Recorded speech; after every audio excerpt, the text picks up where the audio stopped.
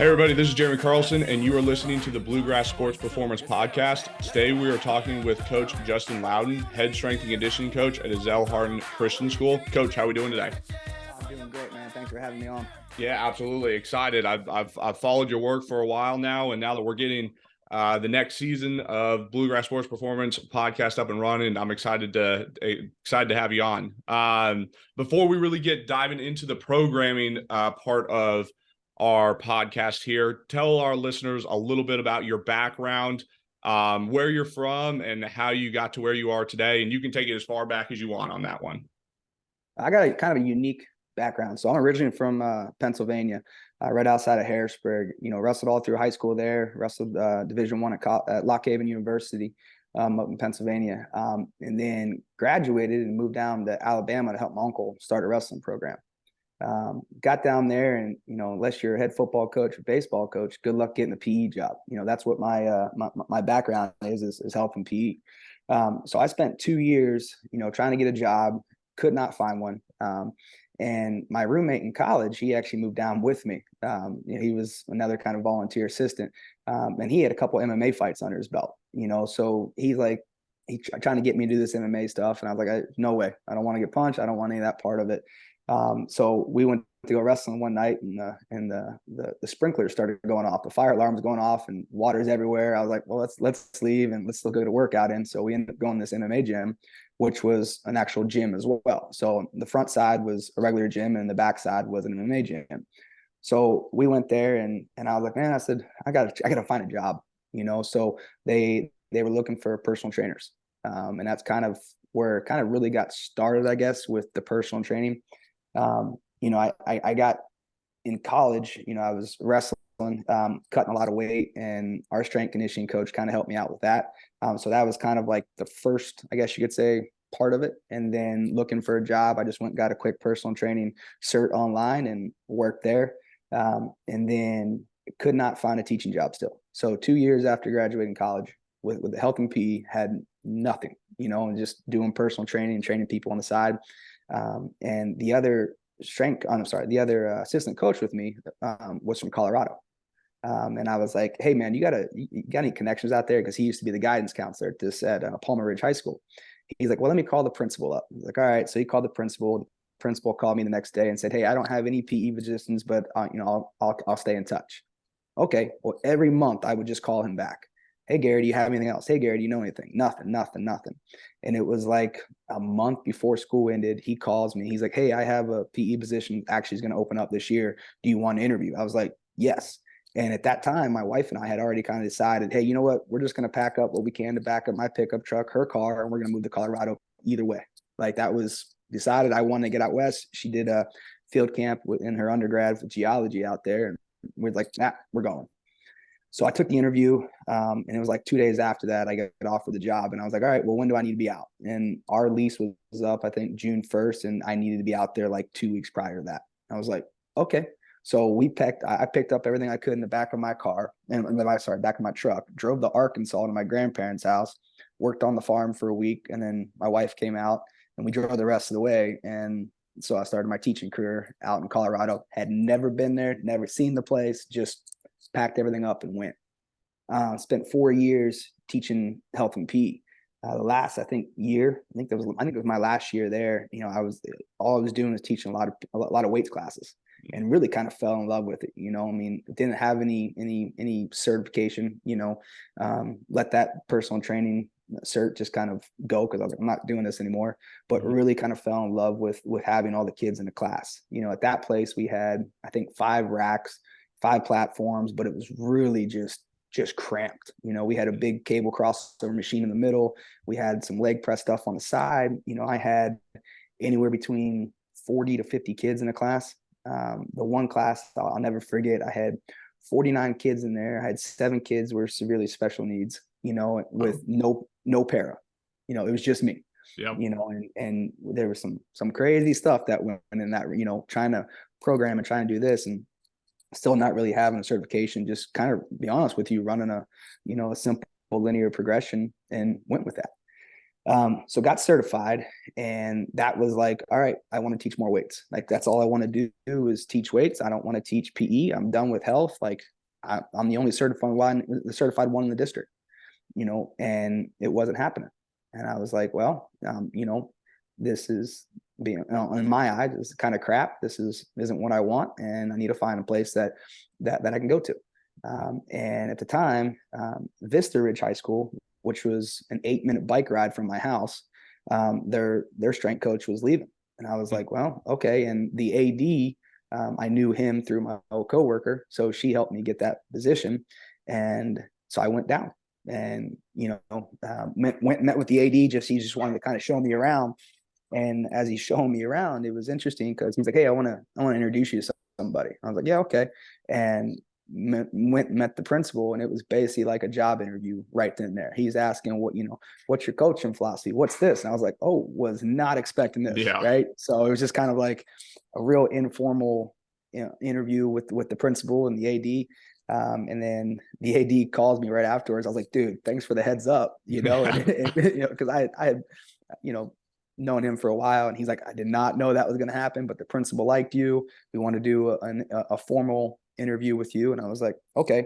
So like 2 or 3 days after that, we did a formal interview and, got offered the job, and spent 4 years at Vista Ridge High School, teaching, just strength and conditioning, and it was phenomenal, in that 4 years, we went through COVID. I got named 2021 NHSSCA Coach of the Year for Colorado. And then, we did the Strength of America Award, and then got the Program of Excellence Award, and, everything just kind of started going the right place, and throughout this time, I moved out to Colorado. One of the kids that I coached in wrestling at Palmer Ridge First School, he started MMA.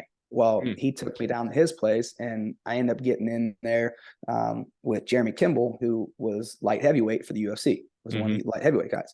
So I started doing his wrestling and his strength and conditioning. And then next thing you know, I'm doing strength and conditioning for the MMA guys, and, get to go out to Oklahoma City to be cage side and do that. Got to go to, Germany, and do strength conditioning for Jeremy out there, so it's been kind of a wild ride. And then it was 2 years ago, I was sitting on the couch during spring break, and I get a phone call from Coach Corey Stewart out at Ezell. It's a Nashville number. And my wife's got family up in Franklin, but in Franklin, Tennessee, I don't ever answer a phone if I don't know the number. Yeah. For some reason, I saw Nashville, and I was like, yeah, sure, I'll pick it up. And it was Coach Stewart. He's like, hey, I'm looking for a strength and conditioning coach. And I'm like, Coach, I'm in Colorado. Like, yeah. What can I do? He's like, well, we're looking to hire a strength and conditioning coach. And I got your name from Kylie Feldman. And at the time, I was like, well, I know Kyle Feldman, but I didn't know Kylie was a girl because it's spelled Kyle. But I was like, okay, and I was like, all right. I was like, well, sure, I'll talk. And Kylie got my number from Garrett Keith down in Huntsville, because I'd reached out to him. Or I don't know, maybe a couple months prior to that phone call, because my wife and I wanted to get back east, be close to family, and we got a 4-year-old. And he's like, well, I'll keep my ears open. Coach Keith was my mentor in that play mentorship that they did. So that's kind of how I got to meet Coach Keith, and still been a huge mentor for me. So I get a phone, Coach Stewart calls me, and he's like, well, would you listen? And I was like, well, I'll always listen. Like, yep. Sure. And I was like, well, maybe this is a way to get back east, and we'll see. So I came out for a job interview, and I remember sitting there just watching this going, I will be starting from scratch, just where these kids are at, what we need to do. We'll see. And at the time, I called my wife after that first meeting, after coming out, and she's like, so what'd you think? And I was like, it's going to be rough.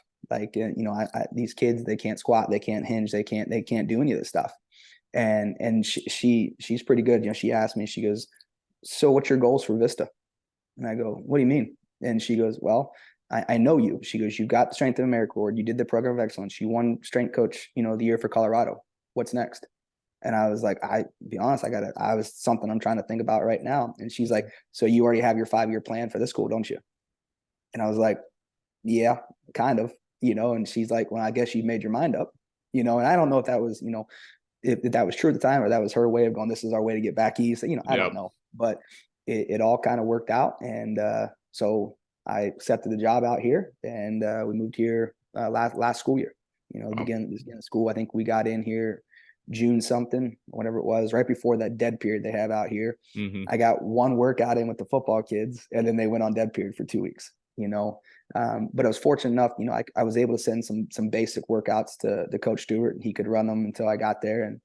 And it was different when we got here for sure. You know, I'm sure. When classes started going, you know, when I started working the football team, I was like, all right, they're not too bad. Coach has done a good job of teaching them up the way I wanted to, you know, watch the videos that I sent, blah, blah, blah. And then I get to that first class period, and I was like, there's no way it can be this bad. Okay, this got to be this class, you know. And second class period comes in, and we're just still going through the warm-up. And I was like, just stop. And I was like, give me a second. I went to my office, and I ripped up all the plans that I had for the whole school year. I was like, this is like, no, you can't do high knees right. You can't do butt kickers right. You can't do a lunge right. Like, what is going on? And we started from scratch. Like, our kids, and I hate to say this, but they couldn't get into an athletic position, you know, and this is 9th through 12th grade at this point, you know. And I was just like, well, actually we had one class of middle school kids, and I was like, and I remember going home, and my wife was like, well, how was it? And I just sat down. I said, I don't know, you know, and I told her, and I was like, at the time, I said, our 3-year-old is more advanced than what we've got here. Yeah. You know, and last year was probably the best thing, but most challenging thing I've had in my career. You know, getting these kids, you know, I had one class of 7th and 8th grade boys, and the rest were all freshmen, we're all upperclassmen, you know, freshmen through seniors. And it was literally, all right, taking a step back, looking at where we want to go, regressing everything as far as we can, and slowly building on that. Right. You know, and we did that. And, you know, I was to the point where I was like, even doing a traditional programming style isn't going to work, you know, 3 sets of this. And I was like, you know what, I'm going to try the 1x20. We'll see if it works. And we did the 1x20, and the kids absolutely hated it until, you know, they got to the end of the semester. We did 18 weeks of it.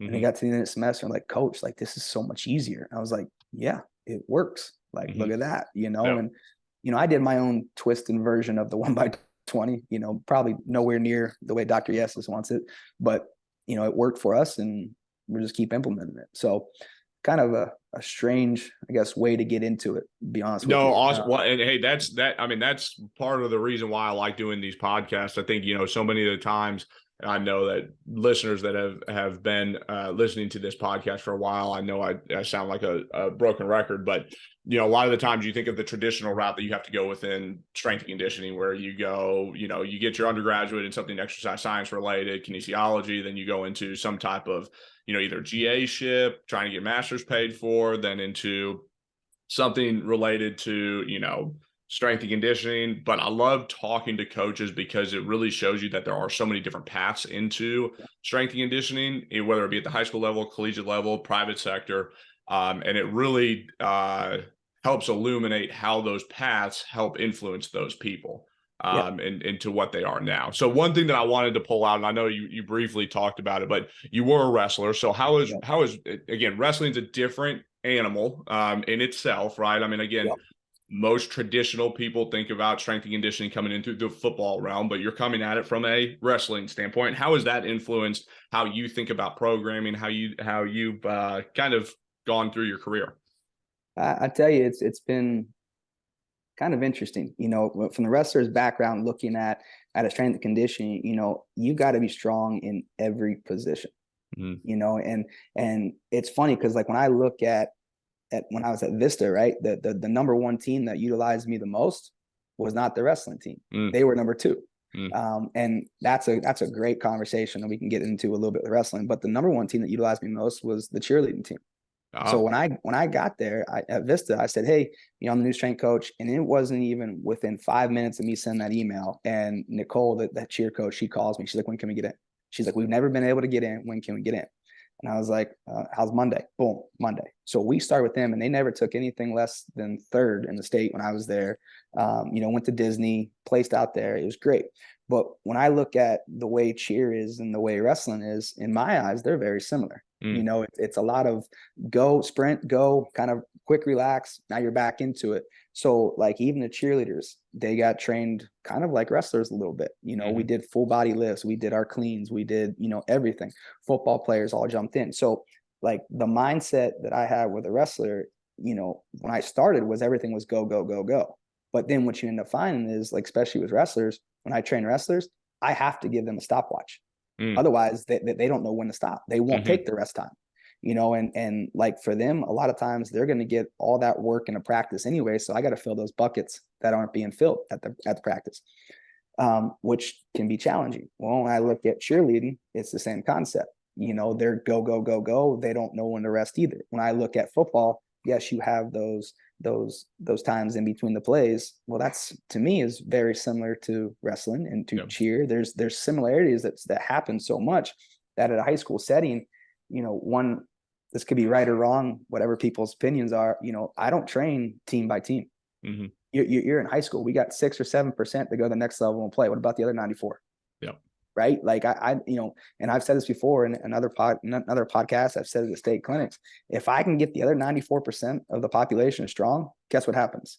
That 6% that we have that are going to the next level, they're going to get strong because they don't want to get beat out by the gen ed students. You know, so like, I think that's kind of what, from the teaching background, that kind of helps out a little bit too, you know, and in the health and PE, education that I have, you know, it's geared towards, like I gear towards to the class, not to an individual athlete. Yeah, we may modify some things and change some things on the fly, but I'm not going to have a specific football program or a specific basketball or specific wrestling or cheer or softball or whatever it is, because ultimately most of the time they're going to be multi-sport athletes. You know, I've got at the school I'm at now, there's 222 kids, 7th grade through 12th.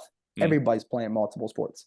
Everybody's going from one sport to another sport to another sport, you know? So I think, like, going back to your original question, you know, wrestling's played a huge factor in the way that I program, just based off of kind of energy systems, based off of, you know, the way I think our body's got to be able to move in certain ways in every plane, you know? And I think that's a lot of things where some coaches will miss out. Everything's going straight forward. You know, we don't ever get into that frontal plane as much.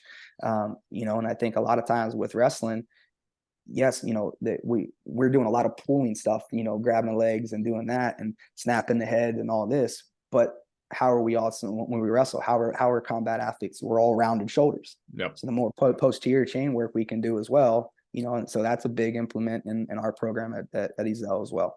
Yeah, that's awesome. Well, and it is interesting to, when, you know, at my time at the high school level, I found the same thing. And I think again, I came from the college level, and I was looking at the high school level as just many people, many folks that were eventually going to make it there. And, you know, as I sat in that position longer, I learned quickly, like, I don't need to make a separate program for every single athlete, that's not every single athlete, but every single sport that's rolling through there. And how much it does just help them learn how to do the basics really, really well. Their training age is so low still, like you described with your first class that you had at Ezell, right? I mean, you quickly learn that most of the kids can't hopscotch, they can't, you know, walk and chew gum, they can't hardly talk and walk half the time. So just getting them to do the basics really well, you know, over 4 years makes a huge difference once they finally get to, if they're fortunate enough to continue their athletic career into college, or if they're not, they're at least prepared to walk into a gym one day and go, hey, I at least know what I'm doing, right? I know how to squat. I know how to bench. I know how to lunge. I know how to look at the weight room and actually know what I'm doing when I walk in there. So that's awesome. Yeah. You know, I think, you know, if I can cut in real quick, you know, I think you know, when we get into the programming portion, my program is probably the most basic thing you're going to see. You know, I steal from a bunch of people, and just utilize those stolen kind of things throughout the workout. You know, I'll steal from Cal, I'll steal from Joe Ken, I'll steal from, you know, 5-3-1, and that's it, man. 1x20 and just move through it. Yeah, absolutely. Okay, let's start turning our attention a little bit to it. Let's talk about your school first. So give us the 10,000 foot overview of Ezell, you know, private, public, what, how your schedule is kind of set up, and then slowly start working us, and we'll get into the programming after that. So we are a small private Christian school. There's, like I said, I think there's 500 kids pre-K through 12, 222 kids from 7th grade through 12th. I teach seven out of 8. That was the one thing when I took over. I said I can't stand planning periods. I said I get bored. I do a lot of my planning stuff during the summer, and just kind of I'll show it to you in a little bit. And during my breaks, I think schools have enough deload weeks that I can sit there and program the next several phases or whatever it may be. So I just want to hit as many kids as we can, right? So I've got two 7th and 8th grade classes. I call one of them my AP class because it's nothing but honor AP 7th and 8th grade kids, which are probably, when I was taking that class, I was like, oh, this is going to be interesting, right? And they are probably the best class that I have. They come in, they work hard. So our Monday schedule, we will see all 8 class periods that day for about 40-45 minutes. And that Monday schedule is going to be that Monday for us is going to be more of our speed and plyometric day. Because we get in, we get out real quick. We do a lot more speed development kind of stuff on that. The rest of the week, we're block schedule. So we'll see them 80 to 85 minutes. Can't remember the top of that, what it is completely. But at that point, we'll do a little bit of speed work. We'll do a little bit of plyo work. We get into, our basically our lifts at that point.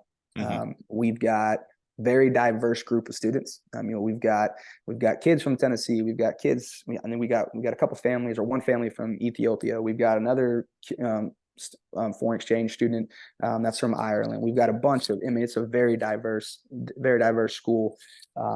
The sports, they're in that private school.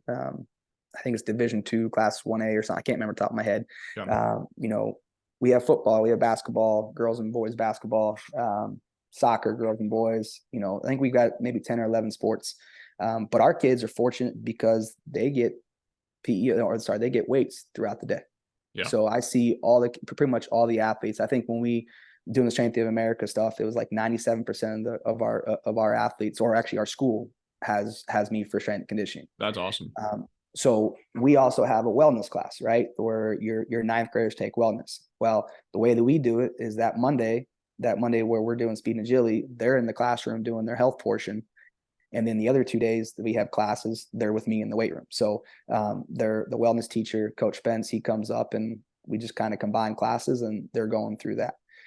So afternoon stuff, before school stuff, I don't have any kids. Awesome. Before school, I'll train one of the faculty members. And then after school on Tuesday and Thursday, I do a parent group. Well, they'll come in, and then I'll train a couple other clients after that, on whatever works for us. So our kids will literally have weights pretty much from 7th grade through 12th if they want, which I think last time I checked, it's like if I see them 3 times a week for the entire school year plus the summer, I'm getting almost 700, and I think it's 792 times I get to train them. That's awesome. So I mean, it's good, right? We get a lot of kids through, and just about everybody in the school takes the strength class. That's great. Our weight room used to be an old auxiliary gym that they turned into a weight room. I can't remember, maybe 2016 or 17, when they really started when they wanted to get that strength and conditioning coach. Before I got there was another guy that was there. And before that, they had basically just the strength coaches that did it. Just the sports coaches that were running the weight room. Everybody was on a different page. Everybody wanted this, everybody wanted that, so that was kind of a big push for admin to go out and find somebody that was certified. And they got that, and a football coach, and then I took over, and it's just continued to grow. Weight room is, it's a nice big place. We've got 5 double-sided racks. We've got, two sets of dumbbells that go up to 100 pounds. We got a set of kettlebells. We got 2 old jammers that, to be honest with you, I don't ever use, with, a bunch of kids in there. 2 jammers ain't gonna really do me too much. Yeah. we had crossover machines when I was there, and when I first got there, we got rid of that. I wanted a open weight room, and that's what I want, So I got rid of the 2 leg presses. I got rid of the big crossover machine that we could have more room. Still trying to get rid of 2 jammers. So if anybody wants jammers, let me know. So we've got about 20 yards worth of turf in there. And it's a big size weight room, and it's set up very similar to the weight room that I built at Vista, which kind of allowed my system this year to kind of just start back up and go the way we want it to. So it's kind of a nice deal. That's awesome. So when you start talking about your classes, how many kids will you typically have in a class with the space that you have allotted? Like what do you typically get per class period? It really depends on the class. My 4th and 8th period class is usually kind of around 30 to 36. So it's honestly, it's not too bad coming to a private school, where in a public school I'd have up to 55, almost 60 kids, in a weight room that was half the size of what I got now. There is one class where it's a combined class with the wellness class. And if wellness isn't in there, it's 5 kids, which is beautiful, right? We can get a lot of work with them. When the wellness class is there, then it's about 25, I think. Okay.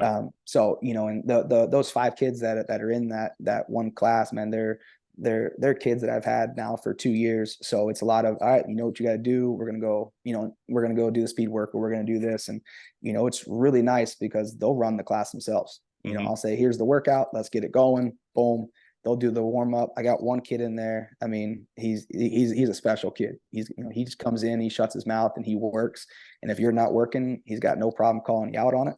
As one of our star kids. But he'll run the workout, he'll run the warm up, he'll run the snap downs, he'll run the plyos, he'll run the speed stuff. And you're just sitting there letting the kid go. And it's like, man, you're going to be a great coach if you want to go on this training condition, But we'll have anywhere, like I said, 5. My 8th period, I think I've got 36 or 37 in there. So, okay. All right. That's awesome. Yeah. It's great that you've got, what did you say? 97% of your student population that's able to get access to you and get through the weight room. And so based off of that schedule, what do you guys, for your block schedule, what do? Do you do like odd class periods and even class periods? You go 1, 3, 5, 7, and then 2, 4, 6, 8. So Monday we'll go 1 through 8, and then Tuesday we'll go 1 through 4, Wednesday 5 through 8. Okay, awesome. And then go back to Thursday again. Yeah, Thursday 1 through 4, Friday 5 through 8. And then with our classes, we don't have any class that's just athletics. So I've got kids that are my block 0 kids that are working in with my block 2 kids. That we've got boys and girls. I mean, it's just here you go. You got the hodgepodge. You got it all. And I remember going to my counselor at the beginning of this year, looking through some of these kids' lists, and I said, "So do you guys just go down the 7th, 8th grade hallway and say, yeah, put him in Loudon's class. He did a good job last year. Let's see how this goes." It's a good time. Yeah, I remember my 2 years at Mercer while I was there. I swear I had a great relationship with one of our school counselors that was there. She made fun, and we kind of had a running joke that there was one kid that was everybody's trouble kid. And they're like, well, we're just going to see how his initiation goes. He's going with Coach Carlson. We're going to see how it goes today. Yeah. And he ended up taking my class. I had him every semester that I was there. And most teachers were trying to get rid of him. And I think that's the great thing, about a weights class or a PE class. It gets them out of the classroom. It gets them moving. I mean, there's so much research out there talking about, you give a kid a weights class or PE class or an arts class before a core subject, they're going to do better in that core subject. Yep. But the other thing is, this is something, I mean, what I just talked to Gary McAllister and Coach Davis, Jim Davis, talking about this in one of his podcasts that he did, about what other class do kids have to perform in front of their peers every single day. Yep. There is none. Yep. They come into a weight room and they've got a squat. It's going to either be good or it's going to be bad. They're going to be successful or they're not.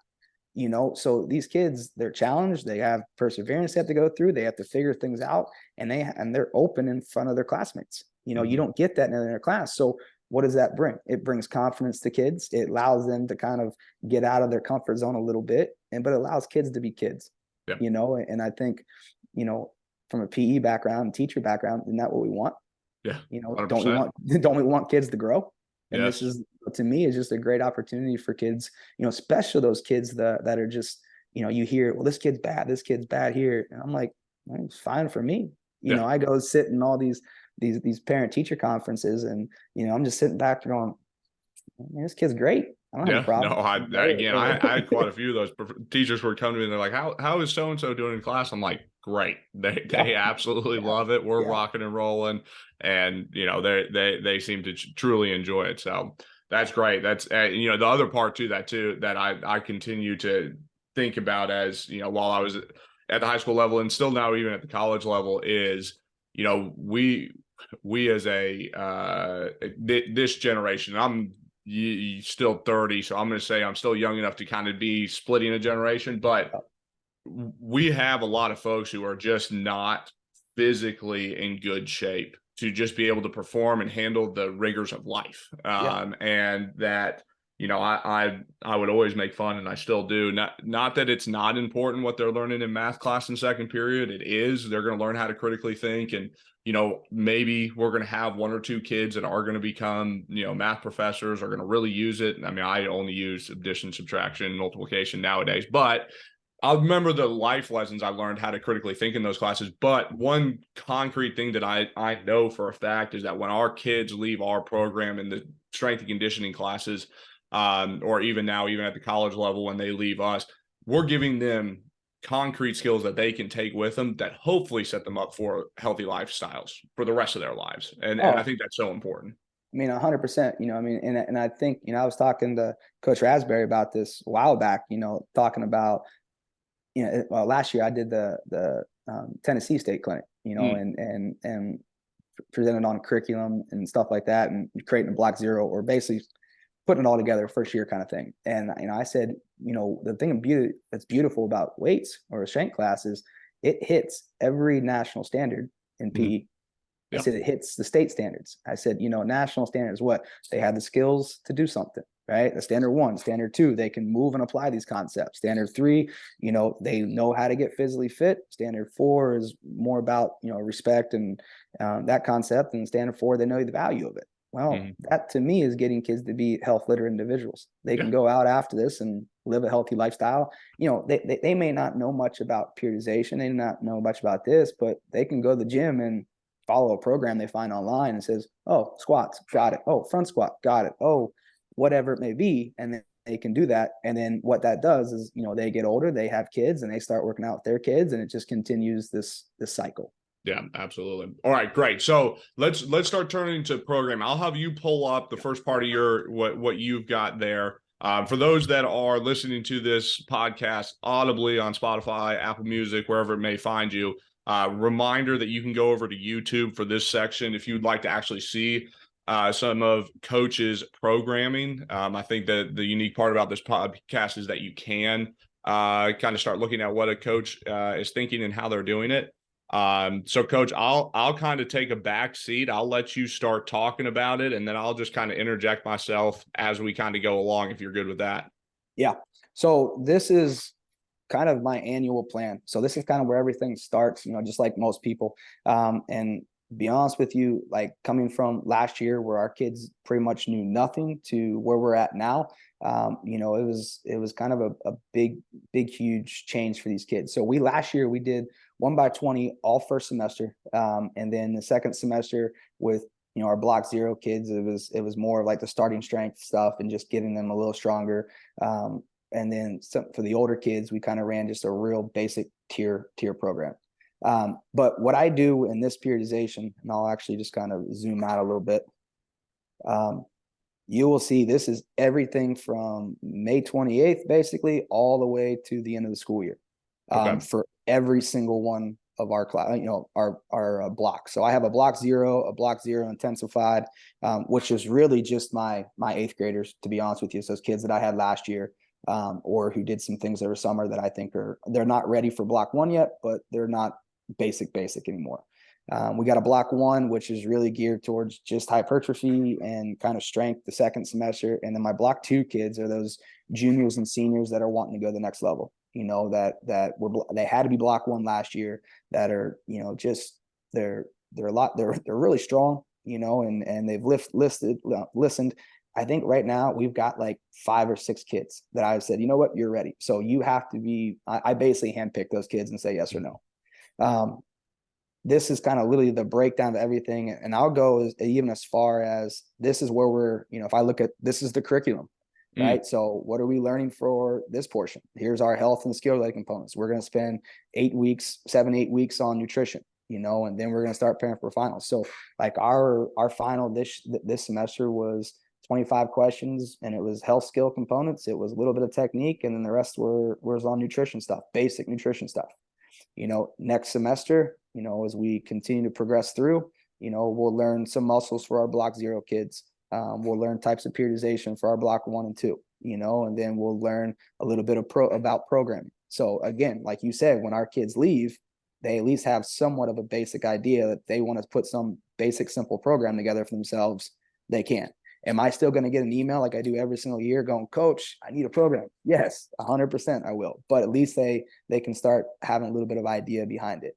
Real quick, talk to us about how you loop that in, because I think that may be unique to some degree in terms of getting the curriculum in on the nutrition side, periodization side. If you've got a class, right, and we know the class schedule is, Monday, everybody, and you're going to work on speed that day. And then you're going to go on to your block schedule that you got 85 minutes roughly for each one of those classes. What does the time breakdown look like so that you're fitting some of those standards in there? Because I think this is a huge selling point too for schools and really for administration to be able to sell this as something to do. This is, and I'm going to backtrack a second. This is huge because January 5th, I'll be at the NSCA Coaches Conference presenting on how to get admin support. And my administrators coming out, my ADs coming out, presenting this with me. And this is one of the concepts, like if you want to be a full-time strength conditioning coach, how do you sell yourself? Yeah, great. You have your CSCS. Yes, you have your RSCC. Yes, you have all this, but how is that going to relate to a class?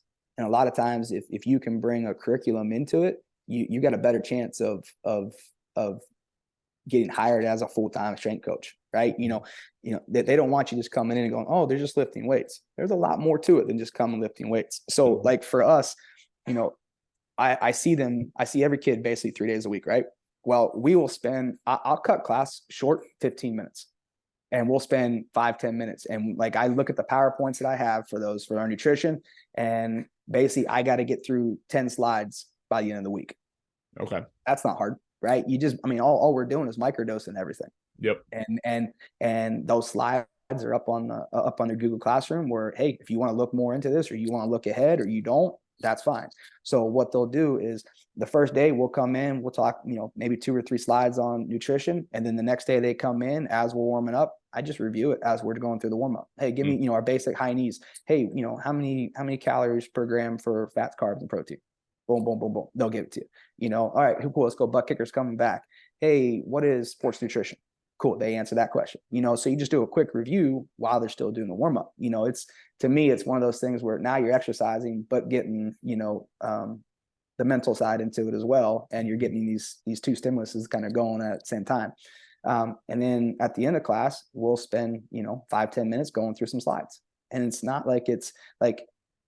it's not hard. It doesn't take long. You get 2 or 3 slides in each, and then you move on. 2 or 3 slides, and you move on. And at that point, then at the end of that 8-9 weeks, whatever it is, guess what? You got kids that know muscles. You got kids that know some basic periodization schemes. You got kids that know rep ranges, a little bit of velocity based stuff, whatever it is you want to teach, but they at least know it. So that's kind of the way that we do it. And then I'll go down here a second. Like our after we learn, like for our block 0 and block 0 intensified kids, they'll learn the muscles. Well, I do this project at the end of the semester. I'll say, look, you got basically 5-6 weeks left of the semester.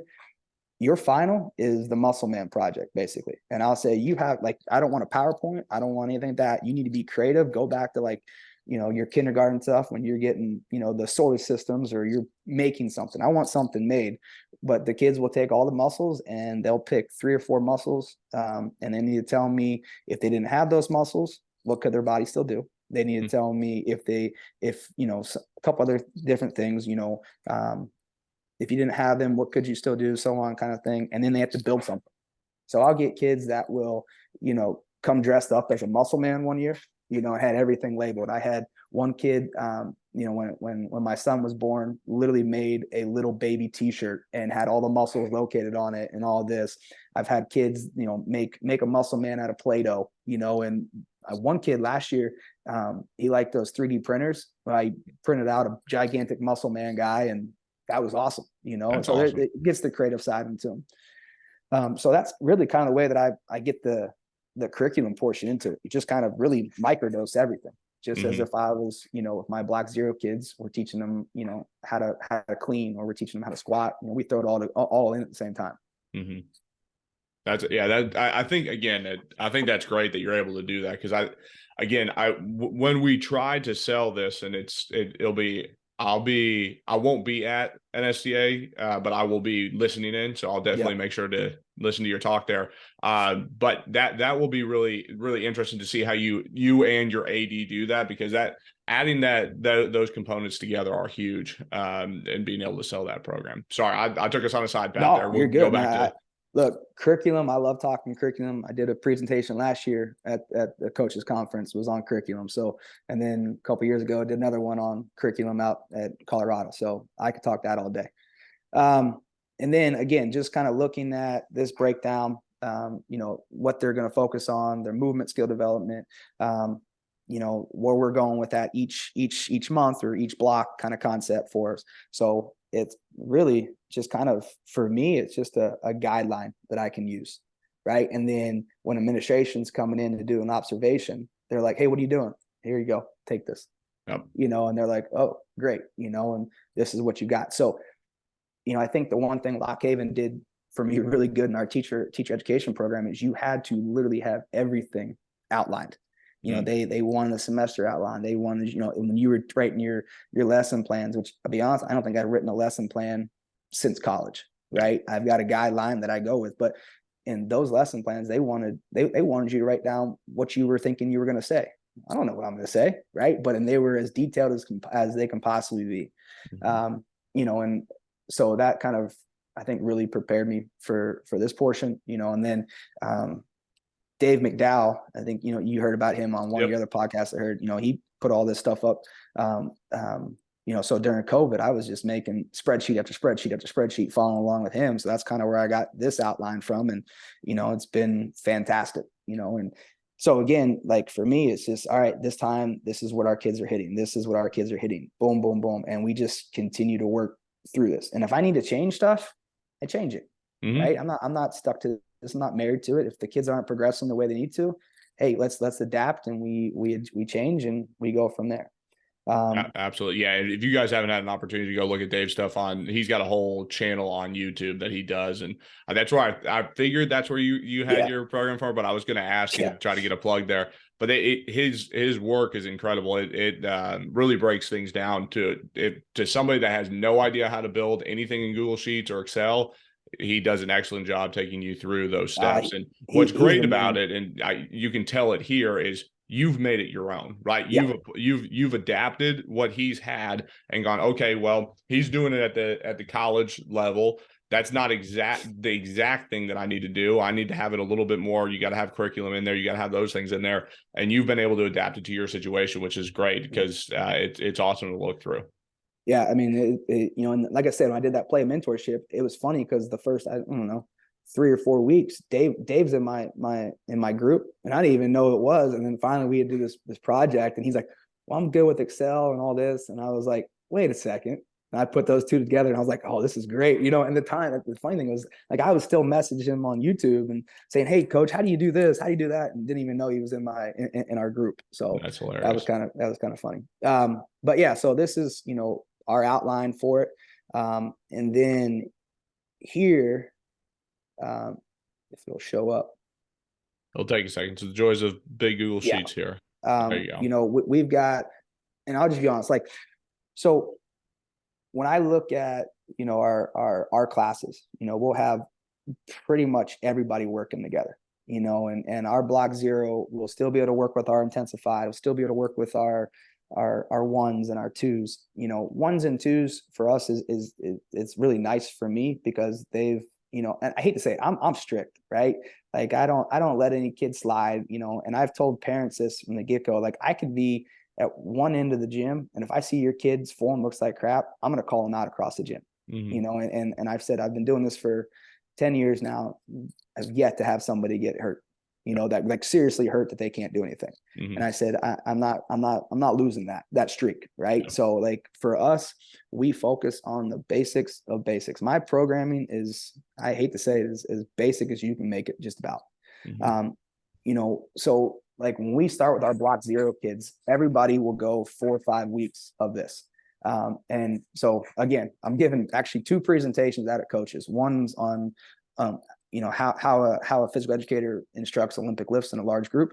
And then the other one's with the AD and, getting support. And the one this one we'll talk about right now real quick is like, we do everything really kind of microdosed. So each week we come in with our block zero kids, we'll do a basic warm up for everybody and then, kind of branch off and do a little speed work. But when we get down to it, like I'll have all my block zero kids on the turf where then I can still see my intensified and my block 1 and my block 2 ones working in the racks and the dumbbells and the kettlebells. So I can still see everybody. And I think that's a key as a PE teacher, that we're taught is you need to keep your butt on the outside, the perimeter, and be able to see everything. So with these kids, we'll start with our snap down series, holding the athletic position. And then we'll spend a little bit of time working our PVC hinge work. You'll see we got 5 sets of 5 week 1. That's it. And for day 1, we'll do that. And then we go right into our squat pattern. And then we go into our push pattern and into our pull. And in 4 weeks, our kids are cleaning. Is it the best thing ever? No, but what happens is then we move on and we continue to progress through that movement, so that whole debate of it, to me, it takes too much time. It takes too much this. Our kids don't even try to catch the bar until week 4.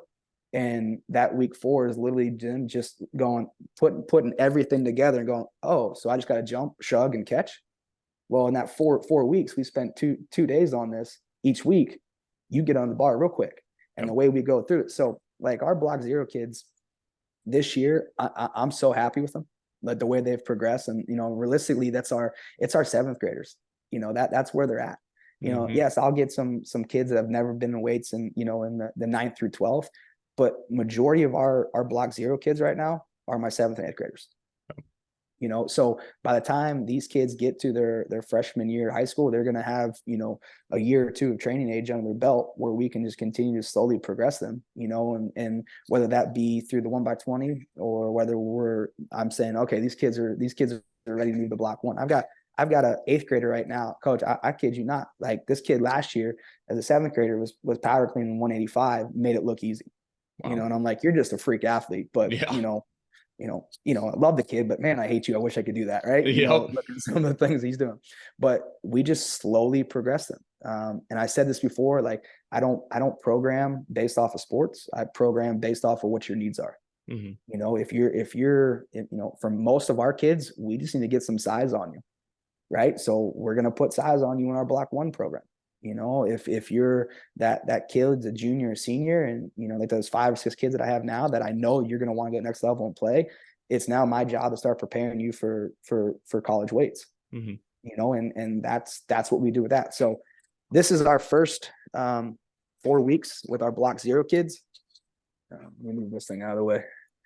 And then for them, we'll go to phase 2. So our first 4 weeks is just learning for block zero.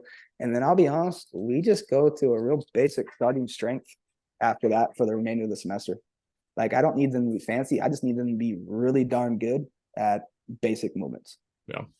And that's it. That when I tell you it's as basic as basic, I'm not kidding. Right. And then so we spent 14 weeks doing starting strength. And our kids, and I think the cool thing is like we have velocity-based training. We use VBT with Vitruve, and all of our kids are using, even our block zero kids. Now, our block zero kids, I say, hey, don't worry about the number. Just, what I want you to do is stick between 0.5 and 0.75. Just stay there. If you're in between there, I could care less. Yep. Right. And they're like, okay, well, coach, what's this number mean? Well, we'll get there, in a little bit. Right now, just keep working. Our block zero intensified. I'll show you that. Again, it's just I put our Olympic lifts in there. We'll break that up into some multiple sets. That's week 10 through 14, 10 through 14. If we do deadlifts, I'll break that up in multiple sets. So the one thing that I do is a little different, and our kids hate it, but like when we're doing, like, I kind of split really 6-week blocks for a 1x20, and the first 2 weeks we'll go all 3 seconds lowering. So it's all eccentric. And then the next 2 weeks we'll go 3-second ISO holds. And then the last 2 weeks, it's just normal. And then basically I'll plan for the next 6 weeks. And then guess what? Start that process back over. You're going 3 weeks of this, or 2 weeks of this, 2 weeks of this, and then back normal. And, so it's kind of almost putting a little bit of the 1x20 in with the triphasic in it, and it's just really just kind of getting more movement quality down, and that's where I'm based with the block zero and block zero intensified, and I kind of just, be honest with you, structure it through like the tier system. I need a total body, lower body, upper body, and we'll just go on this 3-day rotation where, again, I only see him twice a week lifting. So, that first week we may go total body, lower body. And then when we come back that following Tuesday, we'll start with upper body. And we just keep rotating through it. And I mean, it's been really successful for us. That's awesome. That's great. Where did you put together this Google sheet? Was this something that you did? You stole and asked people for it? Because again, everybody's a little bit different, but I always like to ask coaches where they get theirs from. I think there was like a book that I found, I can't remember what the book was called, but it was like Excel for strength coaches or something like that. And kind of just looked at the template and said, yeah, I can do something like that. And then just started, messing around with it, and then came up with this. Right. And, for us, it was like, all right, cool. This is this little kid. I mean, Knox, this kid weighs like 85 pounds soaking wet. Right. And he's just a fun little kid, so I've got my exercise, list that I want. And then I just kind of click it and go through it and pick the exercises that I'm like, yep, that'll work. And boom, we go through it, it makes programming really easy. Awesome. Here's my total body, lower body, boom, boom, boom, and just plug the stuff in, and go from it. And that's been really beneficial for me, as a strength coach, just to have a kind of a quick system for them and exercise pool to pick from, and it's worked. And I would imagine, and correct me if I'm wrong, because I've been known to be more wrong than I am right, but I would imagine that you've got, again, like you said, in your classes, you've got anywhere from a block zero, probably all the way up to a block 2, and everybody in between, differing and all of that.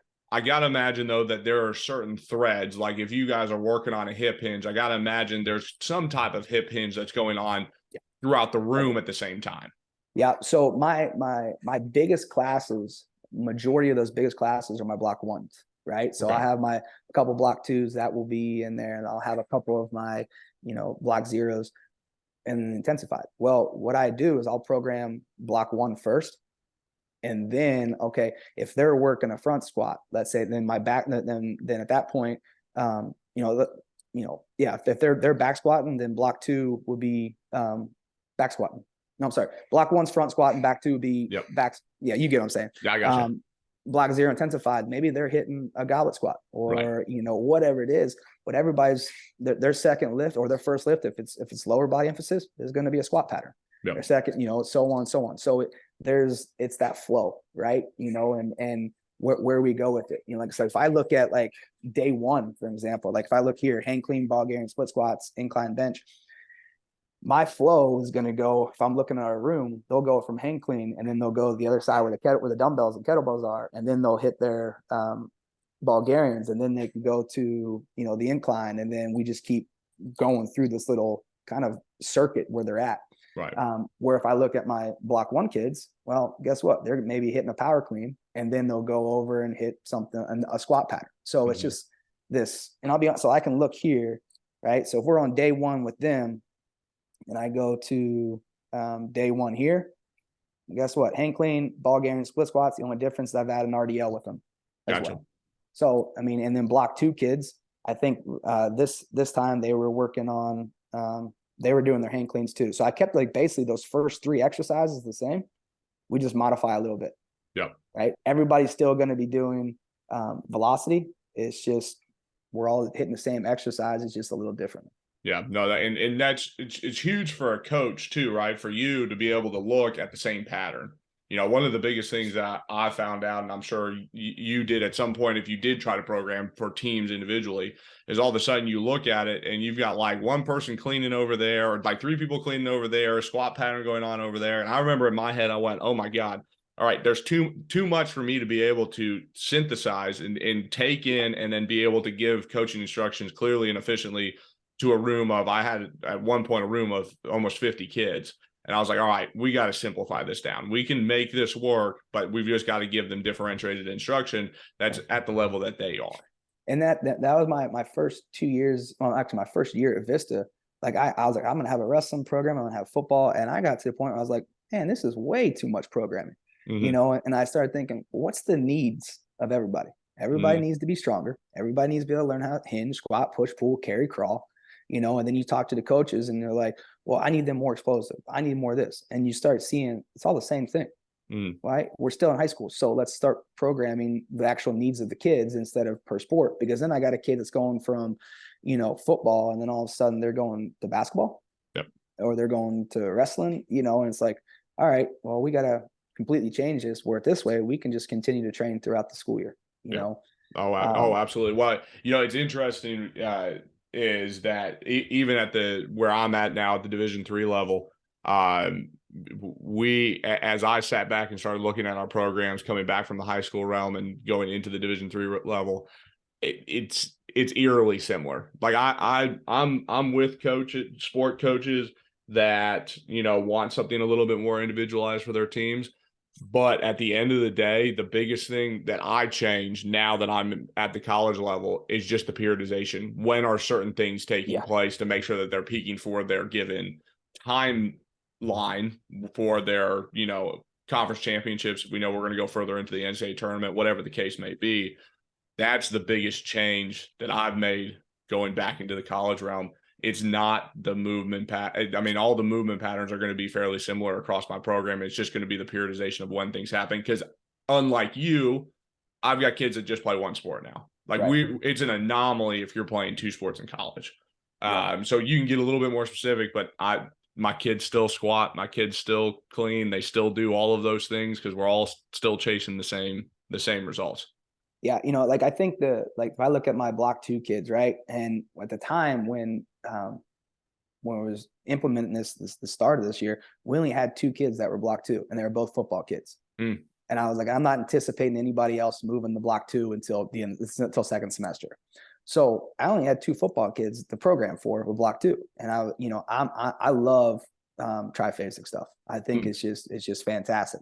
So I kind of did my own version of Cal Dietz to triphasic and implementing with Joe Ken's tier system, right? So instead of really kind of going, hey, we're going to have a medium volume day on this day and a high intensity this day and whatever it was, I looked at, okay, well, my first lift, why don't I just make that the high day or the high intensity?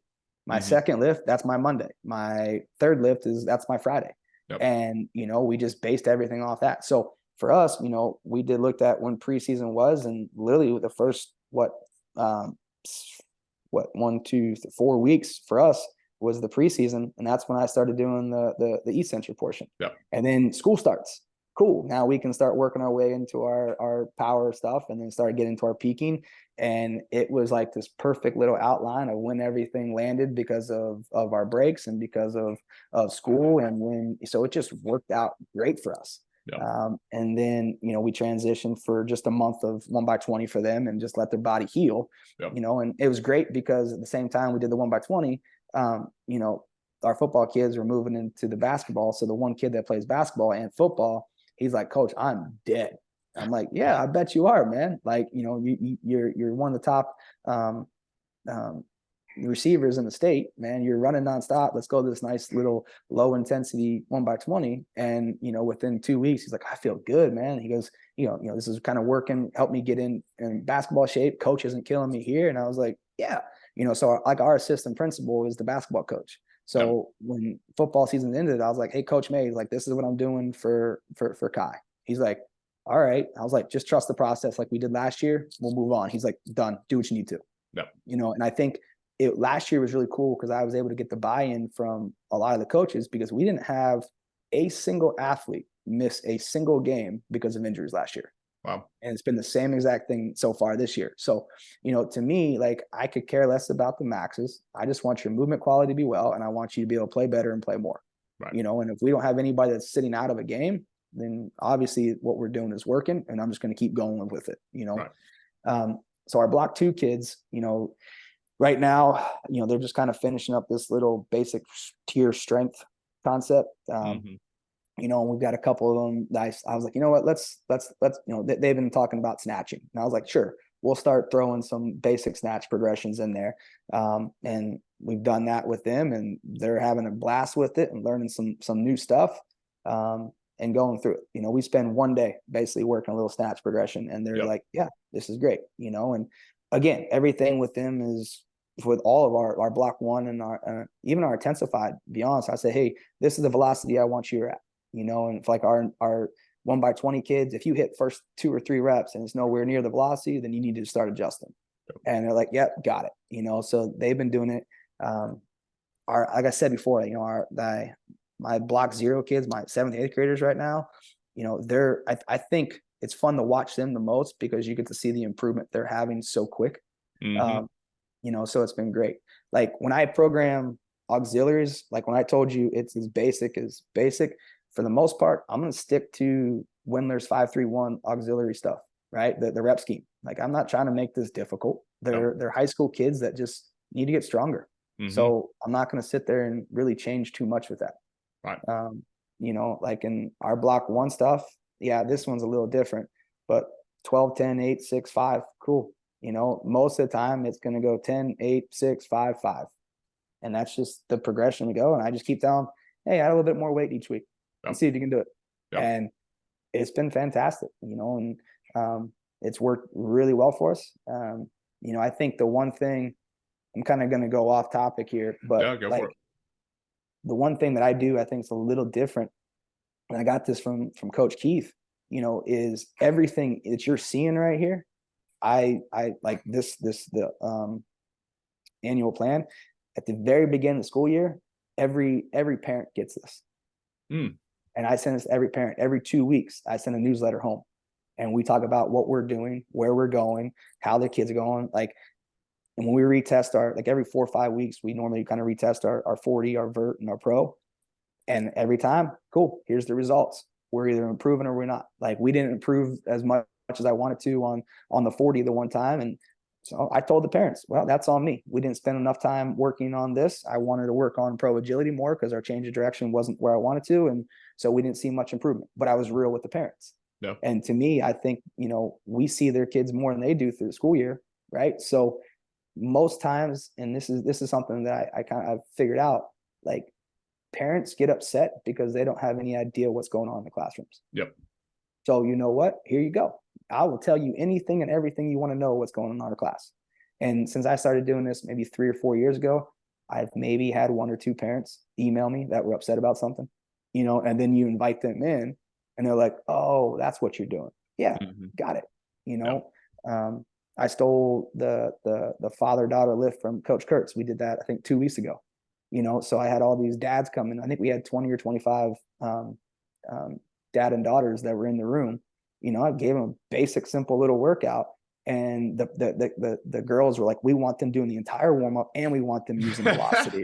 And I was like, all right. So, we did the warm-up, and the dads are like, you guys do this every day? And I was like, every day, and then they're like, all right, let's use the velocity. So the dads are like, man, if I would have had this when I went to school, and then, their daughters are teaching the dads how to, the form and everything. And well, what that happened? We got the buy-in from the parents now.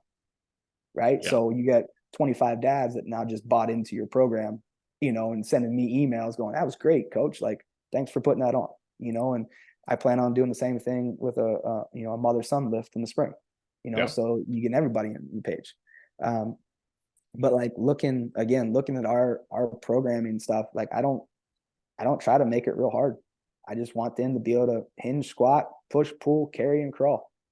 And if we can do that, I'm going to add one thing on top of this. So, because I think, especially for coaches that are going to listen in on this and look at the program and do different things like that, coaches continue to emphasize, hey, I don't do anything overly sexy, right? It's basic movement patterns, all that type of stuff.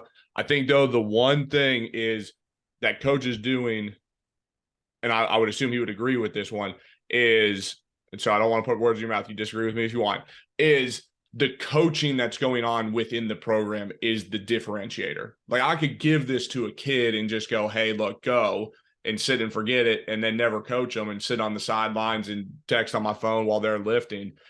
But coach is in there actually coaching each one of his kids every single time. I mean, he's already mentioned in this podcast is that he's saying that, he could stand on one side of the room and he has no problem calling out the kid all the way across the room that's not doing what he needs to do. And I think that's what the big differentiator is I've continued to do more of these podcasts or look at more people's programming. Yeah, most people actually don't have an overly complicated set and rep scheme or things that are going on, but it's their coaching that's the differentiator in what's going on in their program. It's like, I think, when 2021, when I got the strength coach award, went to Minnesota for that, and Vanderbush was talking, and he had said something in the lines like, I have he's got his Google Drive that he'll share with anybody, right? Mm-hmm. So I had asked for it, but anyway, so he had said, I'll give you the Google Drive. He goes, I'll give you the recipe. You're just not the chef. Yep. And it's like, yeah, that makes sense. Like, here, you can have everything you want. I don't care. Like, anything you want, I'll show you how I program it, right? It doesn't make a difference to me. But here you go. Now, can you do the same thing that I'm doing? Yep. Right. And I think a lot of that comes down to the way you build relationships with the kids. Mm-hmm. Right. Like, I've been told I can be, an a-hole. And that's fine with me. Right. But at the end of the day, I get what I need done. And I want, and the kids, they're playing better. They're playing more, they're having fun. They come in, they joke around with me. I get, like we talked about earlier, other teachers are like, well, this kid's terrible. It's like, a kid's great for me. Yep. I don't have a problem with them. Yep. But I think the one thing that I do that maybe a little different than a lot of teachers is I'm real with you. Yeah. Like, if you're not doing these two, I got no problem calling you out, and we'll have a little conversation, and you may like it or you may not. I had one girl this year, she said, Coach, I want to be in block 2. And I told her, I was like, hey, that's fine. Yeah. I'll see you during the summer. So she came, she didn't show up very much in the summer, and she gets here this school year and she was like, Coach, am I moving to block 2? I was like, not even close. Yeah. And she's like, what are you talking about? I was like, she's like, you said, I said, if you showed up. So she spent the entire semester in block 1.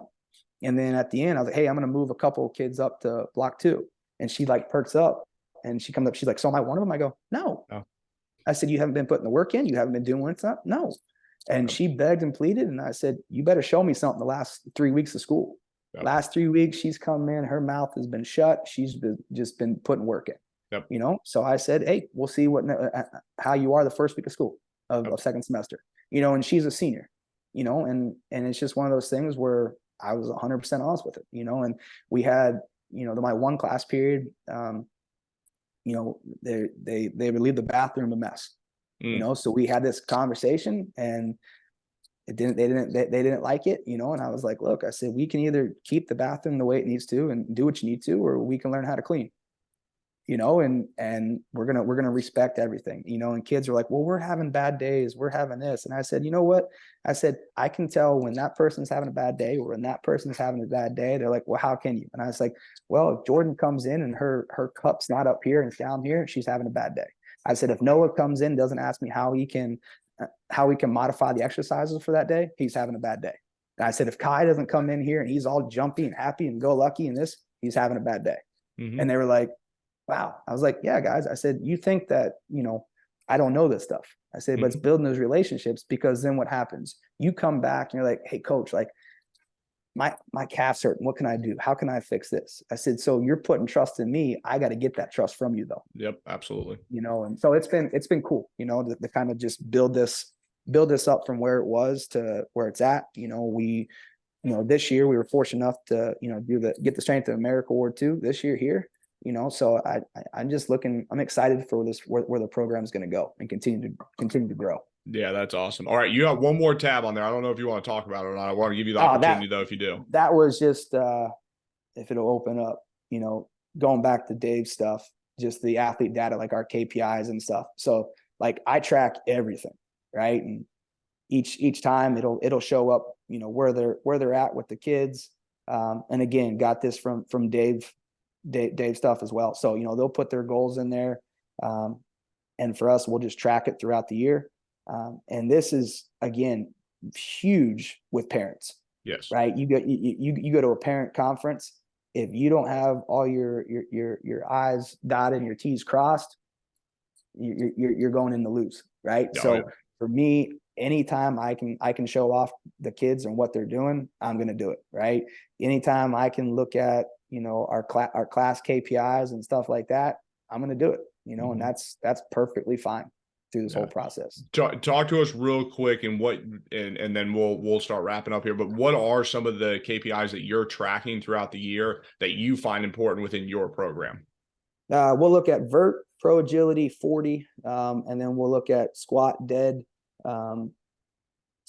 bench, shoulder press is really the kind of stuff that I look at, and just basic fundamental movements, and for us, it's just one of those things. We'll track it, and bench press, I could really care less. The kids love it, so we put that on there, right? But I like watching a kid do a really good shoulder press.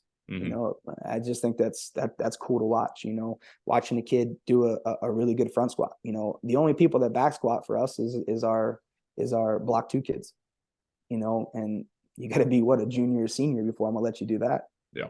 So we front squat. I've got two girls that just hit front squat for 200 for 5 sets of 3 the other day.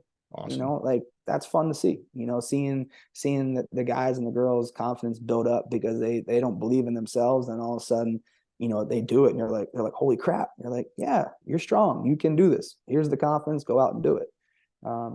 So those are the basic KPIs that we track. That's awesome. Well, that's great. Yeah. So, Coach, as we start wrapping up here, tell folks a little bit about where they can find more information. If they want to reach out to you, what's the best way of getting a hold of you? Plug whatever you want to plug here on this one. Yeah. You can get me on Instagram at Coach _Loudon. That's kind of where I put pretty much all of our stuff at. You can give me a call. And Coach, can you put my number in the show notes? The show notes.